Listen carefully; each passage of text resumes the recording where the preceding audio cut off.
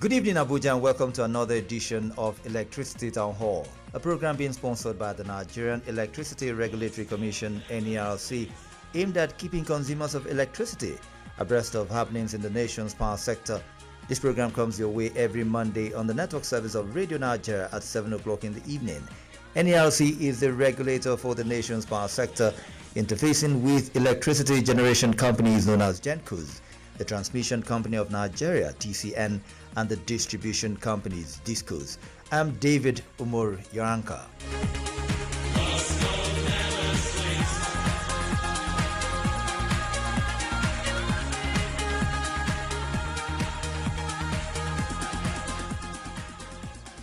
The Nigerian Electricity Supply Industry, NERC, is the framework for electricity generation, transmission, and distribution in Nigeria.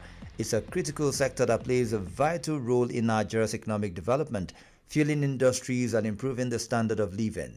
However, the NERC faces ongoing challenges such as providing reliable and affordable power to a growing population. One area that has remained critical has been the distribution sector, where consumers are given electricity and in turn required to pay for services rendered.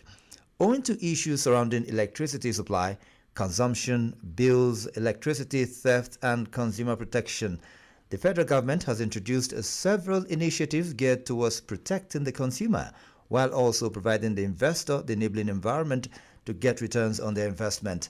Today we'll be looking at customer complaints and address mechanisms in the Nigerian electricity supply industry, NERC.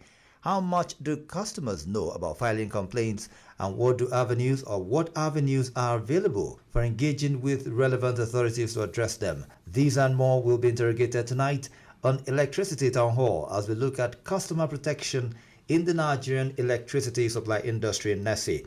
We have in the studio an Assistant Director, Stakeholder Management Division of NERC, Regina Oswagu. Welcome to our studio, ma'am. Good evening, and thank you for having me. You're welcome. We also have a Regulatory Officer, Stakeholder Management Division of the Commission, Mercy Ohamuche. Welcome on board the program today. Thank you very much. Good evening, and thanks for having us here. Likewise. Okay, we'll just go straight to it, and I'll begin with you, Mrs. Oswago. Electricity complaints seems to be an endless issue in Nigeria. What should customers that have complaints do to ensure that their complaints are heard and addressed? Okay, thank you very much. We found out that over the years, distribution companies have customer care centers where people can walk in and lodge complaint. And some of them have 24/7 call centers. But a lot of people still don't know how to make use of, those avenues, these channels of communication to air their views or air their grievances. So as an electricity customer, if you have a complaint, the first thing you should do is to go to your distribution company and complain. Some people will say, how do I reach them? That place where you pay your bill, unless you pay it in the bank or you pay it by maybe your bank app. Okay. That place where you physically go to pay your bill, that is the customer complaints unit serving your area. So put your complaint in writing. And we say put it in writing because you can take it further than that. It can come to the commission, and it can come to the commission as an oral complaint. You have to have evidence that you have given the DISCO the opportunity to resolve your problem and they didn't do it, then you can bring it to the commission. So if you want to go there, put it in writing, have a duplicate copy that they will acknowledge for you. So give them 15 days to resolve the complaint. And if it's not resolved, they will have forum offices in all the states where you can go and escalate this complaint. So that is the opportunity made available to customers. If within 15 working days they've not resolved your complaint, or they resolved it and you're not satisfied, then go to our forum office in your state and lodge your complaint. And people might ask, where are these forum offices? The list of all the forum offices we have are on our website. So when you go there, you will see the forum office for your state. And what's the website, please? www.nerc.gov.ng. www.nerc.gov.ng. Now, you said something about when reporting complaints and all of that. People are used to the physical offices, like you said, where they pay their bills physically and all. But in recent times, some people now pay their bills via mobile phones, online. And I'm also aware that you have online presence. Yes, we do. Does this mean that one cannot make these complaints online? We will Or it doesn't encourage the count? person to use the online handles of the distribution company. Okay. Because that is your first point of contact. They are the ones that are serving you. They are the ones that will resolve your complaint. Okay, so apart from the physical offices where they pay Yes. their bills, they can They also have do the online. 24/7 call centers. Okay. So you can call them and they will lodge it in and give you a ticket number. Okay. So that is your evidence. That is the evidence that you lodged in that complaint on a particular day. Okay. So once you lodge it in, it's as the same thing as sending it with physical paper. Okay. Okay. So nothing automated where you can send an email. You can send an email. Also send an email. You can call, you can send an email. So when you do that, if you call or you send an email, they will give you a ticket number for that complaint that you lodged. So if you want to escalate that complaint to our forum office, is that ticket number you use as your evidence. That's like your acknowledgement copy if you are taking a hard copy to their office. Okay. So that is the ticket number of the complaint.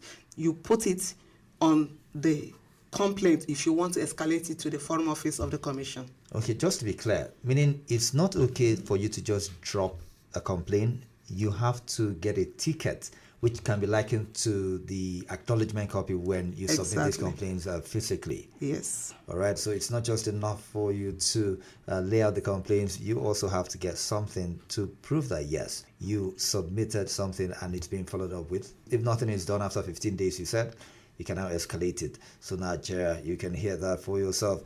Okay, let me come over to you, Mercy. We understand that the Commission a couple of years ago approved a new tariff where customers are placed in clusters known as bands. How can customers know their tariff band and what are the hours of supply?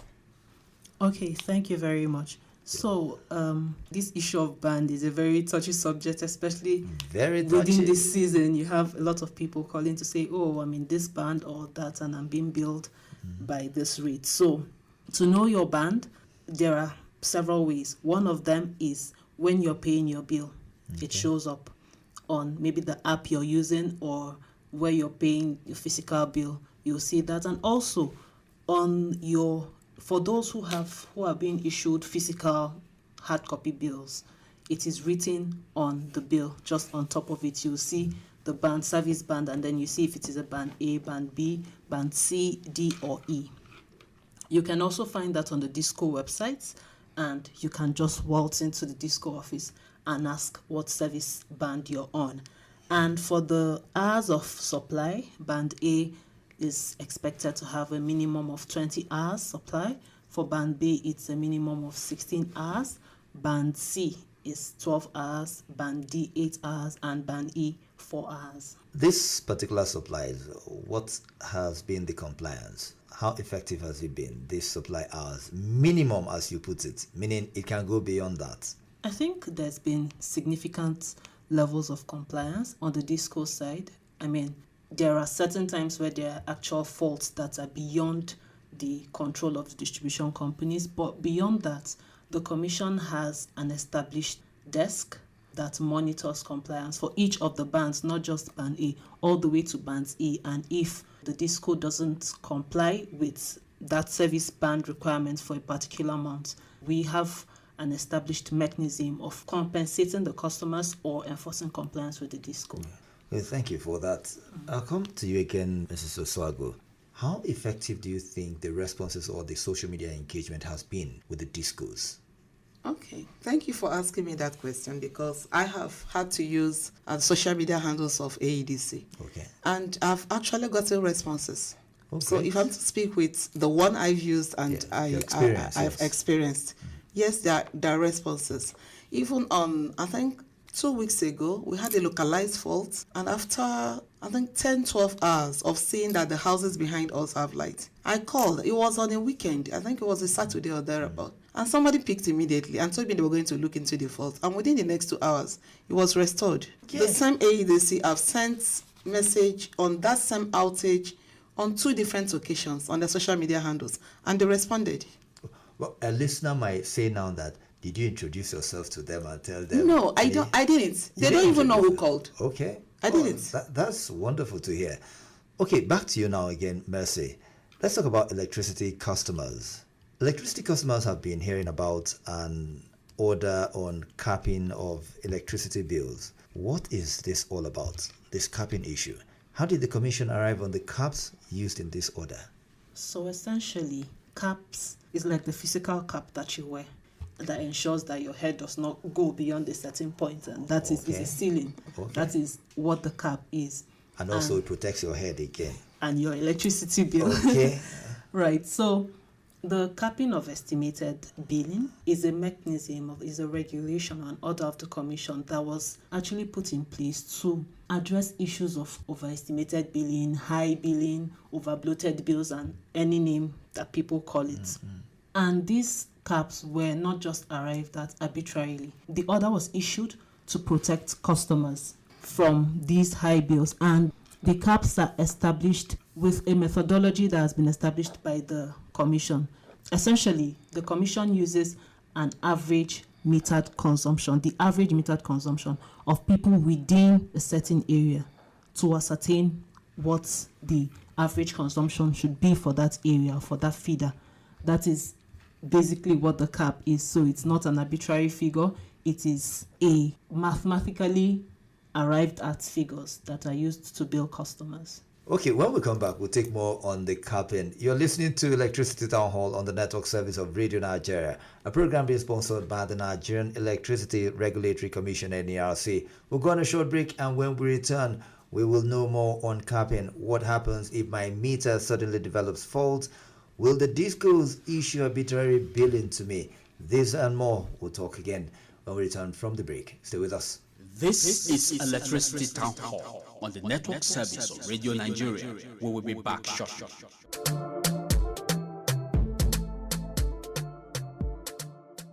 Power wey dey your house, light wey dey show your road, your safety dey sure every day. NERC dey your back gidigba to make sure say service dey clear, bills dey straightforward, and that no kurukere billing at all. Even if light no dey, you still get right to sharp response and better communication. No more hidden charges or to cut light anyhow. Na Nigeria Electricity Regulatory Commission (NERC) dey make sure say dem hear your complaint, respect your rights, and make the power truly dey for your hand. For more information, waka enter www.nerc.gov.ng. NERC, make light for the day. We are back with Electricity Town Hall on the network service of Radio Nigeria. Welcome back. It's still Electricity Town Hall on the network service of Radio Nigeria. We're discussing customer protection in the Nigerian electricity supply industry, and we're looking at customer complaints and address mechanisms in the Nigerian electricity supply industry. We've been speaking with an Assistant Director, Stakeholder Management Division of NERC, Regina Oswagu. Once again, thanks for joining us on the program. Thank you very much. And the Regulatory Officer, Stakeholder Management Division of the Commission, Mercy Ohamuche. Thank you again for being with us on the program. Thank you. Okay, before we took a short break, we were talking about capping, and you explained a whole lot about that. But let me ask, are maximum demand customers affected by the capping order? Actually, no. The Commission has mandated all distribution companies to meter their maximum demand customers, so they are actually exempted from the caps. Caps only apply to non-maximum demand customers who are mostly residential or low users, so to speak, and unmetered people too. Yeah. Okay, just to break it down, maximum demand customers will be things like industries, big hotels, yeah, big consumptions, big consumers, yeah. So they need to get their meters and not get a cap. So what happens if my meter suddenly develops fault? Will the DISCO issue an arbitrary billing to me? I'll come to you, Mrs. Oswagu. Okay, thank you very much for that question. No, if your meter develops fault, the DISCO is not supposed to issue arbitrary billing because you have a billing history. So the last 3 months before that meter went bad, they're supposed to take an average of it. That is what your bill will be. So it's not supposed to be arbitrarily, because some people have complained maybe their meter went bad and then they started getting crazy billing. We always go back and reconcile it with an average of your last 3 months billing before the meter went bad. Okay, and how long Or last is that 3 months consumption. And how long is that supposed to go for until a meter is replaced? Until the meter is replaced. Okay, and this meter replacement will now depend on after investigation to know what happened to the meter. Exactly. And who if after investigation it is proven that it's the customer that willfully destroyed the meter, the customer will pay for another one. But if the meter went bad on its own, then it's the responsibility of the distribution company to replace it. Okay, talking about replacement, we've been hearing that we can get meter faster through meter asset provider regulation. That's the MAP. What is this MAP, and how can we key into it to buy meter? Mercy. Okay, like you said, the MAP, it means meter asset provider. It is a third-party arrangement where the electricity customer pays the third party through the DISCO for a meter. The meter is installed, and the DISCO refunds the customer for that payment. So it is like advancing money for the meter with the promise of receiving it back through energy credits. That is essentially what MAP is about.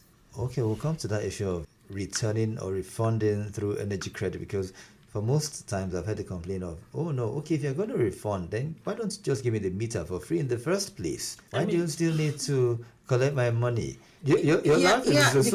Because the money is not readily available in bulk, but little by little they can pay you back.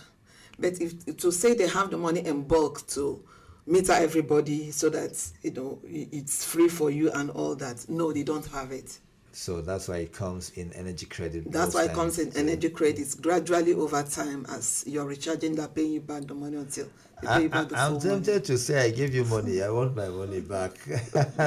Let me know what to do, whether I'll buy energy with it and all of that. And talking about energy credits or energy consumption and then billing, there's an issue of inherited bills. And this issue seems to be a consistent issue for prospective tenants. Please, what should customers do when they are moving into a house that already has a supply in order to avoid such problems? Yeah, the first thing the customer should do is to inform the distribution company. But we always advise people, before you even pay for the house, ask to see the electricity bill of that premises. It is very, very important because it saves you a whole lot of headache. It saves you a whole lot of stress. It saves you going up and down to get the issue resolved after you have moved in. Because sometimes people go to a house and pay for a house that the electricity connection has been disconnected. They don't even pay attention to that detail. It's only after they have paid, then they see that the house has been disconnected, then they start going up and down with the distribution company, then the issue of inherited bill comes up. But in any case, thanks to the National Assembly, the 2023 Electricity Act have clearly stated that distribution company can no longer transfer the bill that somebody else consumed on a new customer. Okay. So if somebody buys a house that have bills on it before it was sold, it cannot be transferred to the new owner. If somebody moves into an apartment or a premises that have backlog of electricity debt on it, the distribution company cannot transfer that debt to the new tenant. So is it going to be written off in case they can't get their money back? Would it become a bad debt? It's the problem of the distribution company to sort out, because in the first place, you're supposed to make sure that customers don't owe you that huge amount of money that they can leave behind and leave. Because we have a rule that says you're supposed to go and read the meter at least once in 3 months. Okay. So you have marketers that go there to draw bills for you. You have your billing system that shows that the bill for this place have not been paid for. Month 1, month 2, month 3, and so on. So the onus is on the distribution company to make sure that they don't allow their bills pile up.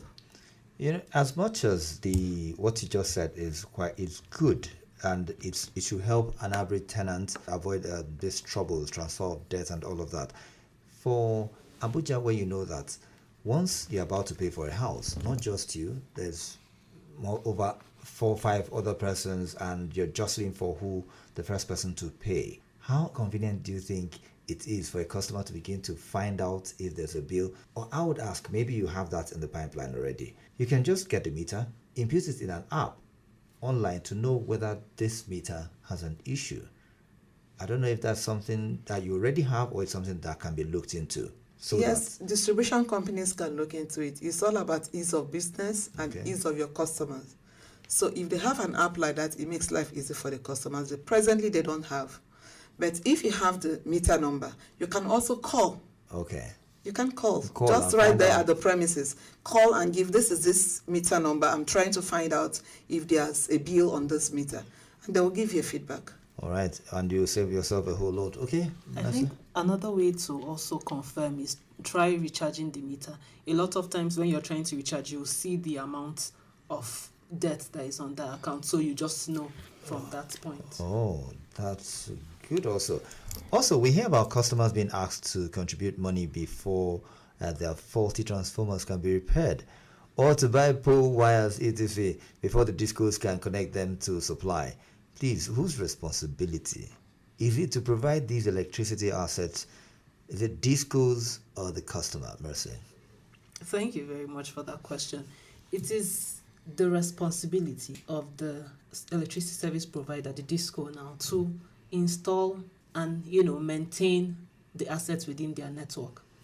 However, there are situations where they don't have due to paucity of funds or whatever challenges they might have, they might not be able to do that investment within that material time.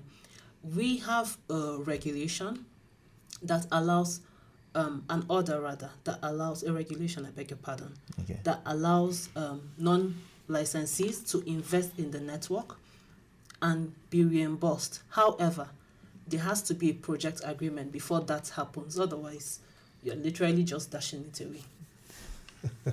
Okay, that's also nice to hear. Well, let's move on to discos and disconnection now. Does a disco have the right to disconnect a customer who has a pending billing issue which he is contesting? Absolutely not. Okay.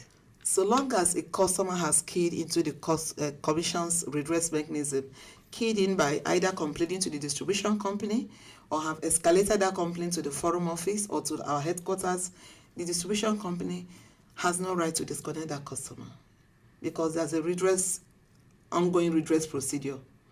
So if you disconnect the customer at that time, that is unlawful disconnection. Okay. So for every day that customer is off service, the distribution company has a surcharge. So how many of these cases have you had to treat, or the discos know too well to comply? We've treated quite a lot. Okay. Quite a lot. But one thing we make sure that the electricity credit that's supposed to pay that customer for the number of days that the customer was without service is paid, because the whole idea is to make it a deterrent. Okay. That's the essence of law and order. There's a procedure that has to be followed. So we make sure that once we have issues like that, the customer is compensated.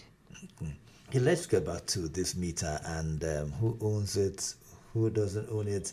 I buy it and be refunded in energy credits. Energy credit and all. We've seen and heard situations where people are they move into an apartment and they finally get the meter themselves as against the landlord getting it because they couldn't keep paying the cap or the fixed meter bills or so. And that's after a while. We've seen tenants and their landlords having issues. And then when it's time for them to leave, they just move up the meter and take off. That they brought it to the house. How possible is this? Is it possible to move a meter from one point to another? No. Okay, let's make something clear. Every asset that is used for electricity supply belongs to the distribution company. If you pay for meter and you're still being repaid and you have to leave that premises, you have to go to them and officially notify them with evidence that you are the one that paid for this meter, and of course from their record they will know how much they have refunded you. If you are moving to any other place within their network, they will transfer that refund to the meter, to the premises where you are residing within their network. But you can't take the meter. It's the asset of the distribution company. It's tied to a feeder, it's tied to a transformer. Okay, and before we go, I'm sure it's one that consumers or customers want to hear. When you talk about these refunds, an average three-phase meter is about 150 or 55,000. Am I correct? 100, not 100. 100 plus. Yeah. Oh, okay. Within what time frame am I expected to get my energy credit back as a refund? It's supposed to be within the lifespan of that meter. Within the lifespan of the meter? Yeah, within the lifespan of the meter. And meter has a minimum lifespan of minimum. You can say longer than that, 10 years. But of course, the refund can't exceed 10 years. 10 years to pay 100K? It can't exceed. So that's a story for another day. Thank you so much. This is where we end today's edition of the Electricity Town Hall on the Network Service of Radio Nigeria.